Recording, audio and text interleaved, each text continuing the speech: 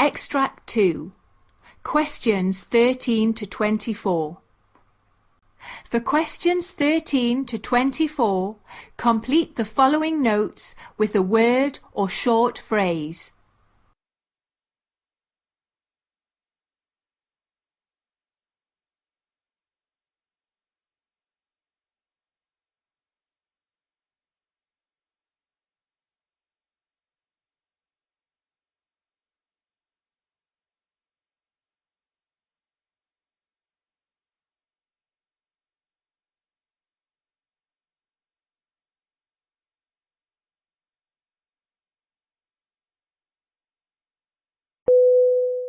So, Thomas, it is nice to see you today, though perhaps not under these particular circumstances.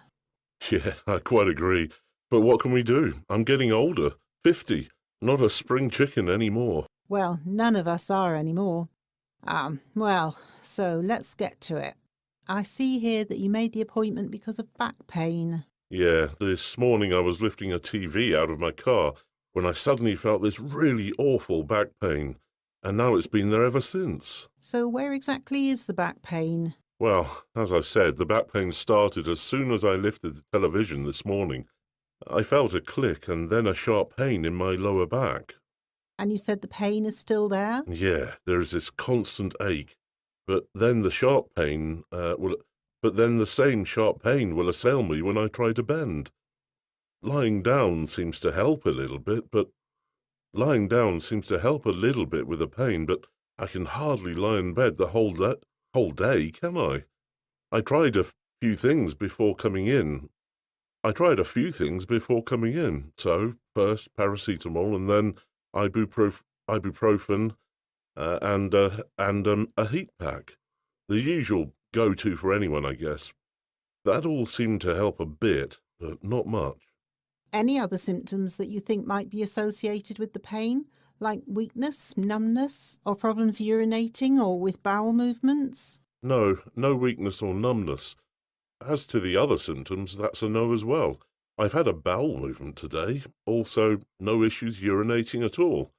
Basically, just this back pain, I guess. And just a quick review of your medical history. You are on medication for high blood pressure. Yes, lisinopril. I take it regularly. But surely my back pain is not associated with my hypertension. We'll have to dig deeper. Any recent international travel? Oh no, I haven't travelled out of the country for years. I mean, when would I have the time?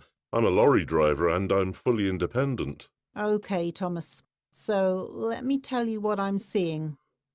I could see as you walked in here that you were walking slightly stooped, likely due to the pain, and I can see now that you have some tenderness in the lower lumbar spine.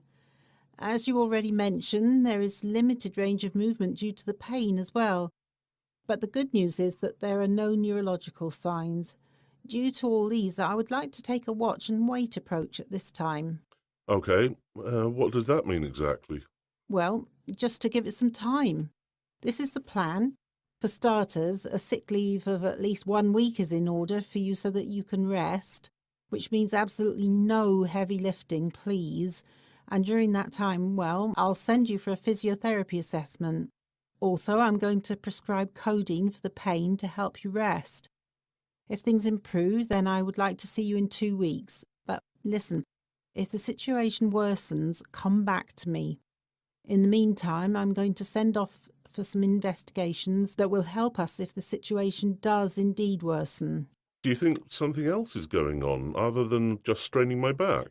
Well, muscular strain is a likely diagnosis based on the sudden onset of the pain and the lack of other types of symptoms. But if you don't feel better quickly, there are other diagnoses we need to explore.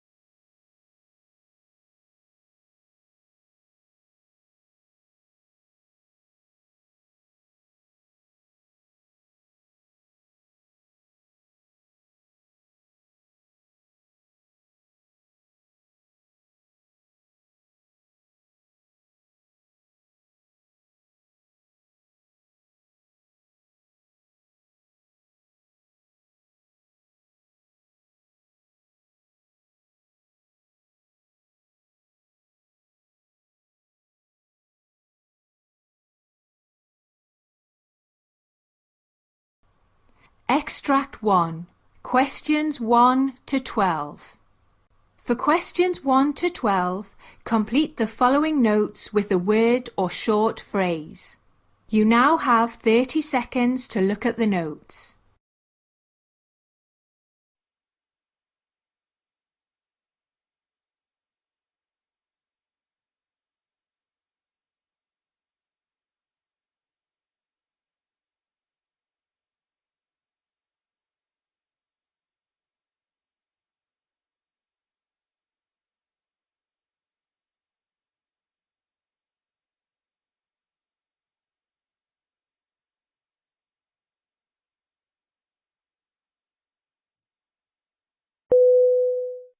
So, hello, Mr. Phelps. They tell me you had a fall?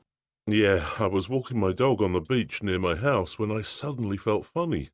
And the next thing I know, I was on the ground. I was lucky, though, because somebody passing by called an ambulance. Yes, you were lucky. So, did you notice any symptoms before you collapsed, like palpitations or chest pain? No, I didn't notice anything particularly out of the ordinary. It sounds like you lost consciousness. How long was that for, do you think? I definitely did, but I'm not sure for how long. I don't think it was that long, maybe 30 seconds or so? Yes, the witness who called the ambulance confirmed that. He also said that once you regained consciousness, you were not confused and you recovered quickly, which is a good sign. And you were walking on the beach, you said. So, what were you doing immediately before you lost consciousness? Well, as I said, I was with my dogs on the beach near my house. There are some sand dunes there, so it's not completely flat. I do remember that there was quite a steep incline, and I did dash after my dog as he disappeared over the top of the dune. I was worried he'd run away. And did you sustain any injuries when you fell? I must have banged my shoulder because it's hurting. I think I might have hit a rock, but I don't think I've hurt my head. Yes, I can see some bruising on your right shoulder, but no signs of head injury. And in general, how often would you say you exercise? Well, it's not as much as it used to be. I mean, I still try to take the dog out most days, but we used to go walking for at least an hour. Now it's more like 20 minutes maximum. Okay, so duration has gone down quite drastically. And why is that? I just don't have the strength. I get tired much faster than I used to, and often begin to feel short of breath. And, Mr. Phelps, is this the first time you've experienced anything like this? Well, I've had a few faints in the past. Not whilst walking the dogs, though. I had one when I was getting out of the shower. The room was really hot, and I started feeling nauseous, then blacked out. So I can see that your blood pressure is elevated at 150 over 120, but your resting heart rate is fine at 65 BPM. Well, I take medication for my blood pressure, so that is quite strange. Do you take any other medications? No other regular medication. No other types of drugs either. I mean, I used to drink a few pints of beer a week, but I stopped drinking a few years ago. I don't smoke either. Well, that's great. So I'm going to order an ECG to see what's going on with your heart, and also a chest x-ray. Okay, do you think I'll need surgery, Doctor? It's a bit early to tell, but it is certainly a possibility since you're experiencing symptoms that indicate there may be a serious problem with your heart. But first... This is an edubenchmark.com sample test paper.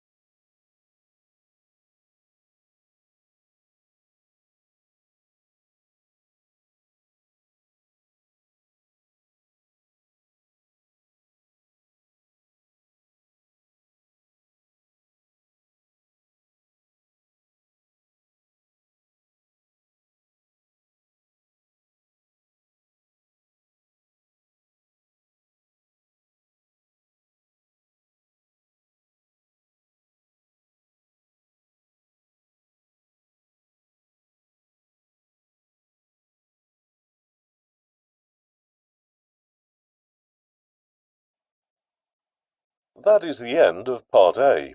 Now look at Part B. Part B. In this part of the test, you will hear 6 different extracts. In each extract, you will hear people talking in a different healthcare environment. For questions 25 to 30, choose the answer A, B or C, which fits best according to what you hear. You will have time to read each question before you listen to the audio. Complete the answers as you listen to the audio. Now look at question 25. You hear part of a training about prescribing for junior doctors. Now read the question.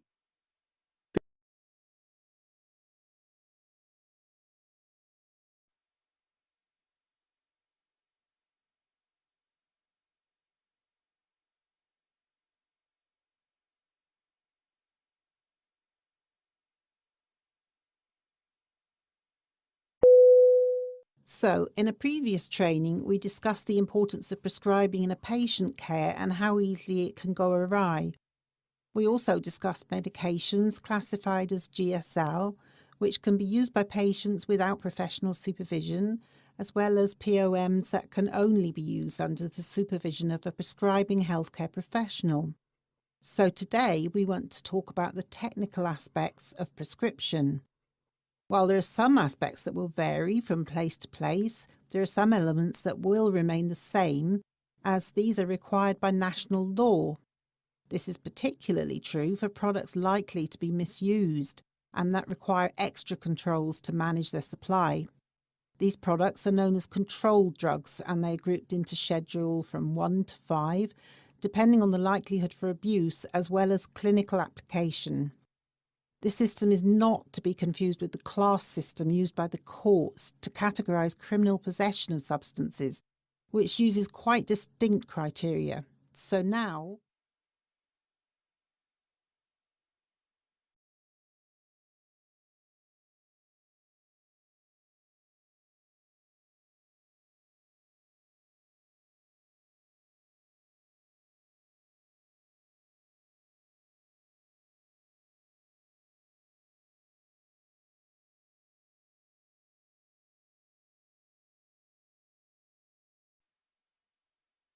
Question 26.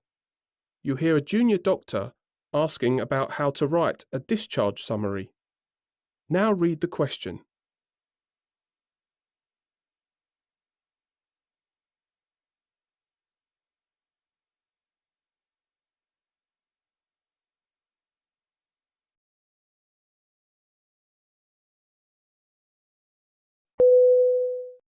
hello, Dr. Jacobs. Could I bother you for a moment? Of course, and it's not bothersome.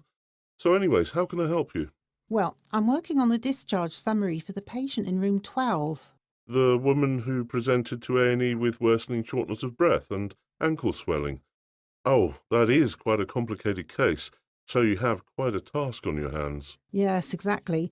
So I've written up the clinical details of her stay in the hospital, including any pending investigations, but I'm not sure how to proceed with the information for the patient. And why is that? Well, I'm struggling with how to include the key information about the patient's hospital stay.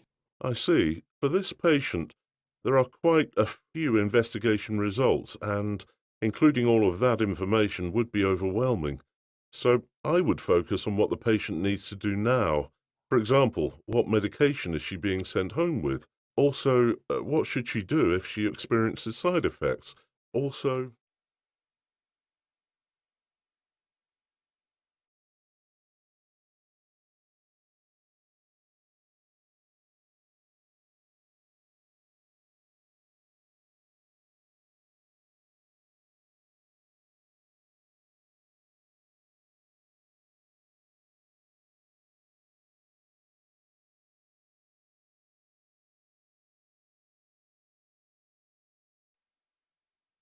Question 27. You hear part of a conversation between nurses about a patient with dementia. Now read the question.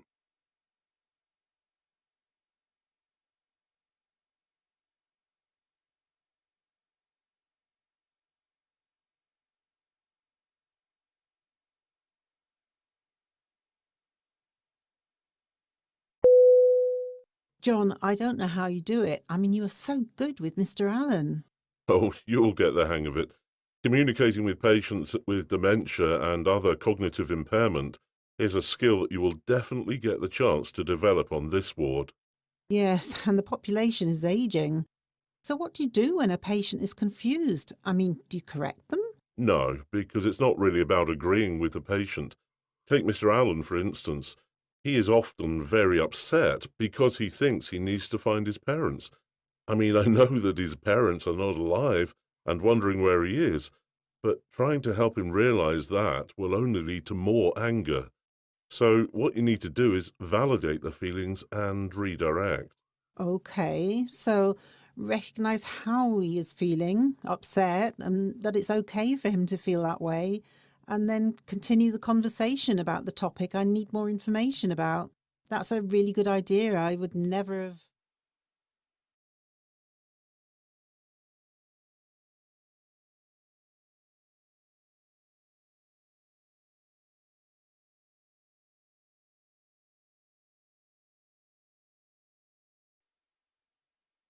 Question 28.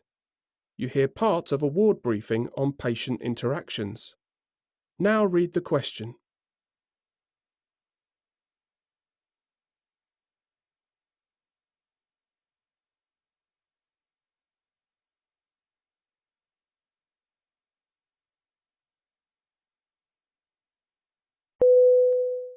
So, we have had a few negative interactions with patients and their families in the last shift.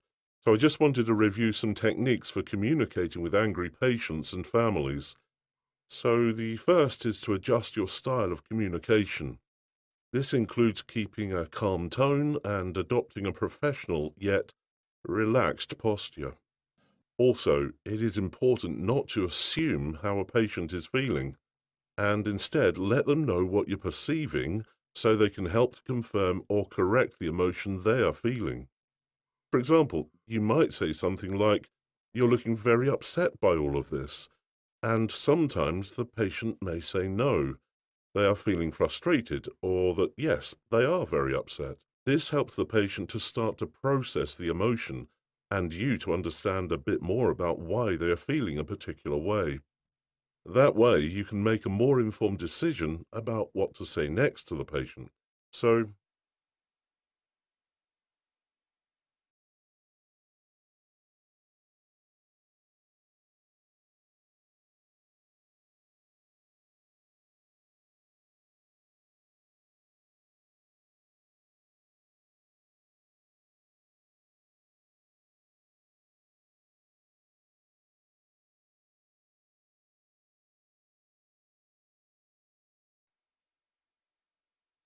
Question 29. You hear a senior doctor discussing with a junior doctor how to interpret a test. Now read the question.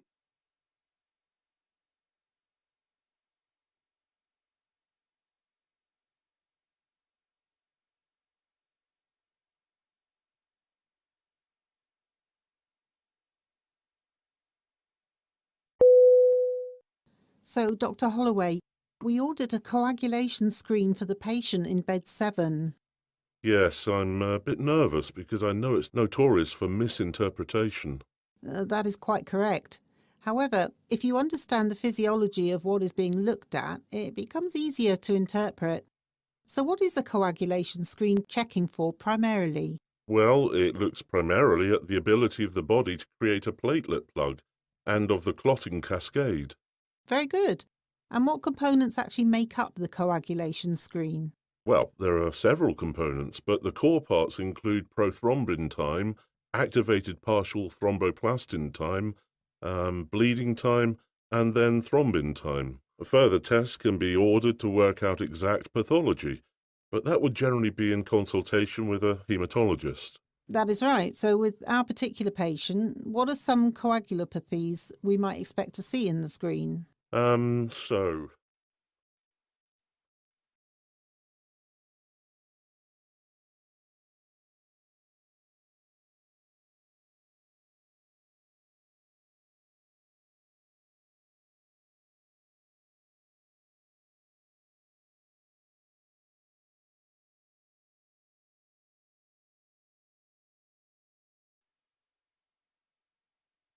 Question 30. You hear a doctor in the A&E talking to a medic about a patient with opioid overdose. Now read the question.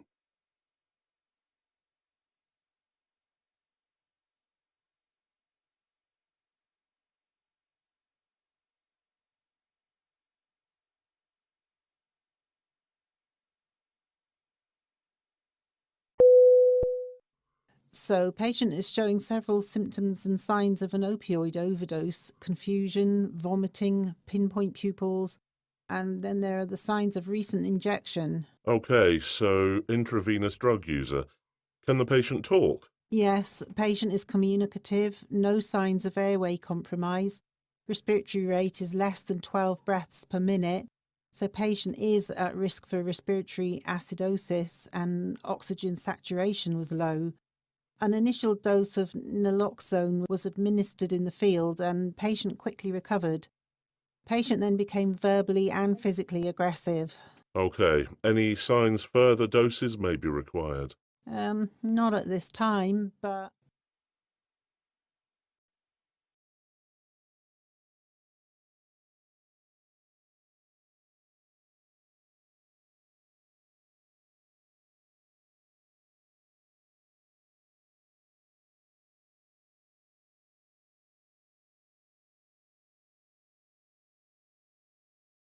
That is the end of Part B. Now look at Part C. Part C.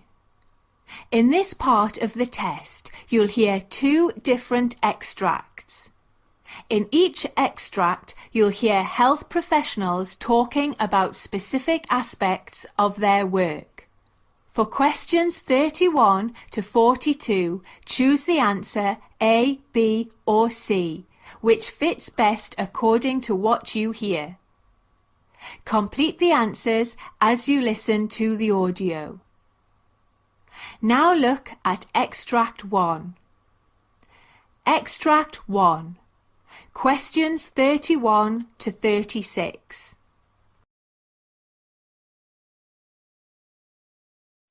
You hear part of a training for junior doctors about explaining immunisations.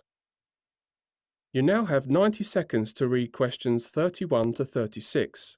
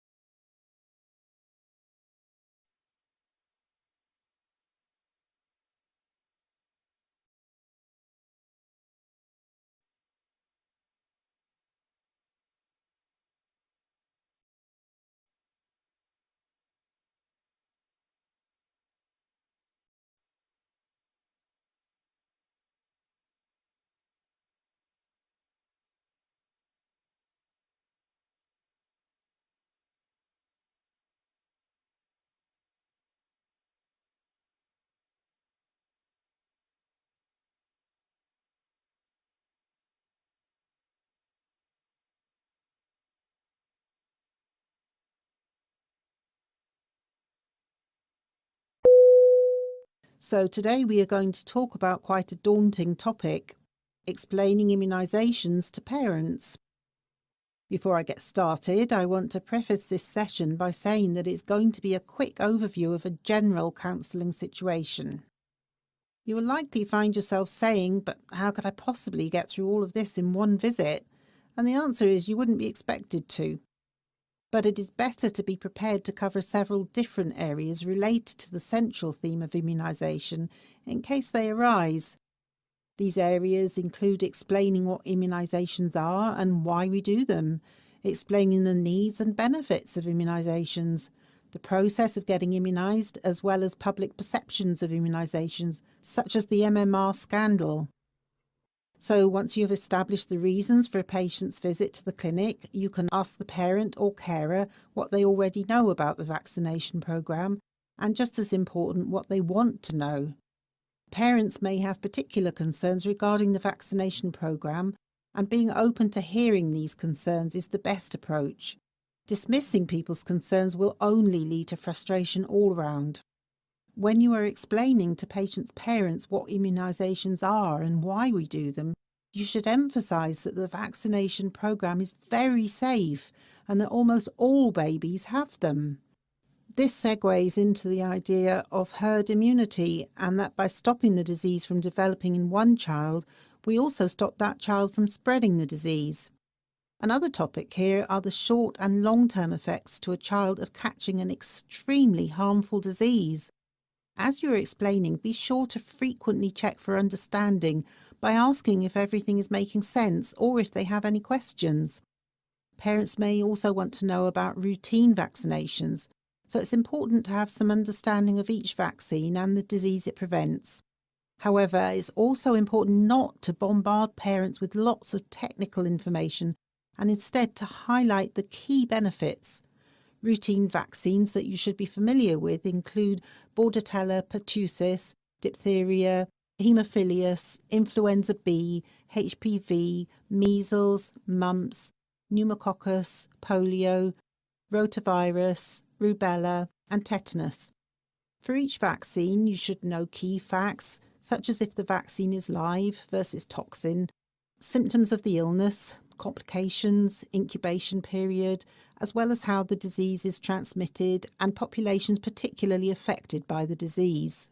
Once you've gone through specific vaccines that the parent or carer wants to know about, you can also explain to them what to expect on vaccine day, as this will help them to feel more relaxed about the experience as a whole. You should start off by saying that the practitioner will give the injection after screening for contraindications, which is done by asking about how the patient has been doing lately, whether the patient has started on any new medication, had any new diagnoses, or any allergic reactions. It's also necessary to explain normal reactions such as crying, irritability, and low fever, as well as measures that the carer can take, like ensuring the child keeps up their fluids. Finally, you need to cover the more extreme reactions that can occur, such as rashes and swelling, but this should be done with information about how rare they are. Another topic that may come up during the consultation is MMR and its link to autism. Our advice here is to explain the study that gave rise to this information and then the new evidence that has come to light since, without going into too many specifics unless there are specific questions. You might say that there was a piece of research published a number of years ago claiming a link between MMR and autism. However, since its release, it has been discredited. The research was on a very small group of individuals and the outcomes were biased by several factors. At the end of the consultation, it is recommended that you summarise the topics covered, including which vaccinations the parent is consenting to at this time. It is also strongly recommended to check parental or carer understanding to make sure there has been no miscommunication. You can also provide parents with an information leaflet on the relevant vaccinations and discuss the scheduling of other vaccinations. So now I'm going to take a few questions from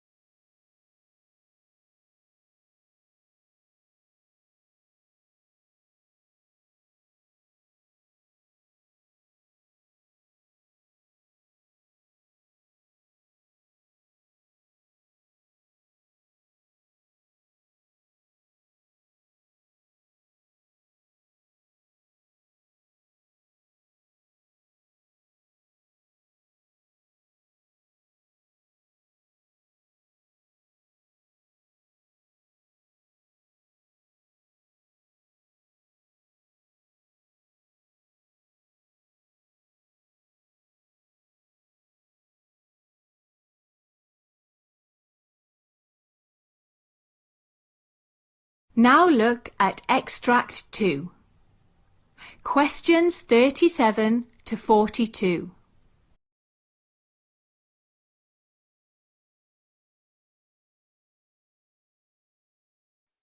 You hear an interview with Dr. Laura Sanders, an Alzheimer's researcher. You now have 90 seconds to read questions 37 to 42.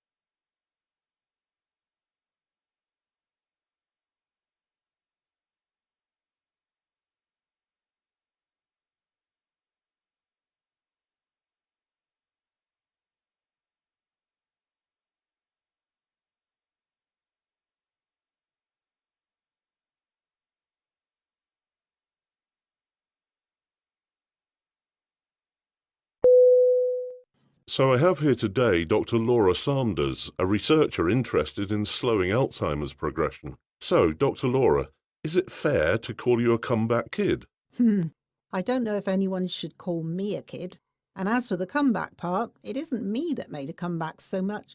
And it isn't me that made a comeback so much as it is the interest in this drug and its potential to slow the progression of Alzheimer's. So, for our listeners who haven't heard about this drug and its history, can you please give us some background? Of course. So the drug was shelved early last year by the companies developing it for what appeared to be lackluster preliminary results. However, a more in-depth look at the data, as well as the incorporation of more data from 2 clinical trials, suggested that patients on the largest doses of the drug, aducanumab, did indeed benefit. Can you give us a bit more information about these clinical trials? Well, as I said, there were 2 clinical trials done at various sites around the world, including the US, Canada, Australia, as well as several European and Asian countries. Both were 18 months in length and randomised, double-blind, placebo-controlled Phase 3 studies, which are conducted to confirm and expand on safety and effectiveness results from early studies done to compare the drug to standard therapies, as well as to evaluate the overall risks and benefits of it. As for the population of the study, it included people with early Alzheimer's disease. So, what you are saying is that quite a bit of time and effort had already been put into this drug when it was shelved. Yes, that's right, and money, of course, on the part of the company developing this drug. But with any drug or treatment, years and years of research and trials are done before the public ever hears about it. So, what was found exactly when the data was re-examined? Well, people who took the highest amounts of the drug were found to have declined 30% less as measured by a commonly used Alzheimer's scale than people who took a placebo. These results have reignited research into the drug. So, speaking of the drug, aducanumab, how does it work? The drug is an antibody designed to target clusters of amyloid, which is a sticky protein that is believed to accumulate in the brains of people with Alzheimer's. I say believed because there are still some researchers that argue that the presence of amyloid is a red herring. But research on this drug showing that clearing the amyloid slows the decline of patients is further evidence of the significance of the presence of amyloid. Brain scans of patients who received the drug also showed less tau, another protein associated with Alzheimer's. No matter what ends up happening with this drug, it has definitely provided new evidence about the role of different proteins in the development of Alzheimer's. And what about side effects? Is it true that doses were initially kept low in the clinical trials because of concern about possible side effects? Yes, that is true, and as with any drug, there are some side effects. So, around 40% of people who received the highest dose of aducanumab showed signs of brain swelling or bleeding according to scans, but most didn't go on to exhibit any symptoms of those problems. So, what do you think will be the final verdict on this drug? Well, I think it's too early to tell just yet. I think one key lesson from all of this is that science takes time. We can't rush it. I know there are researchers calling the results exhilarating and an important moment for the Alzheimer's field, and I am also optimistic, but cautiously so. There are aspects of this study that complicate matters. As you mentioned in a previous question, there was a concern about dosing, which resulted in a change in dosing midway through the trial. And then there was the trial's early ends. Both of these changes further complicate the research and analysis. Those complexities and the whiplash they have caused have understandably left some researchers wary of these newest results. Personally, I am withholding judgment until more data is available. More independent analyses of the drug are needed. It has been a pleasure.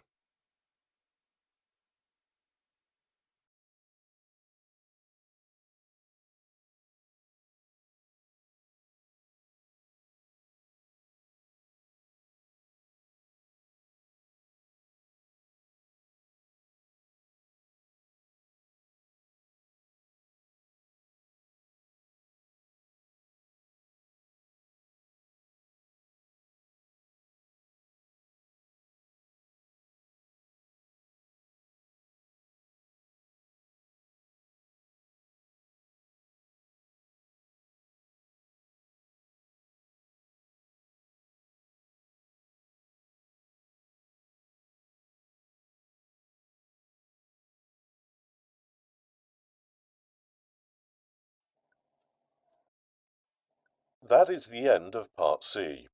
You now have 2 minutes to check your answers.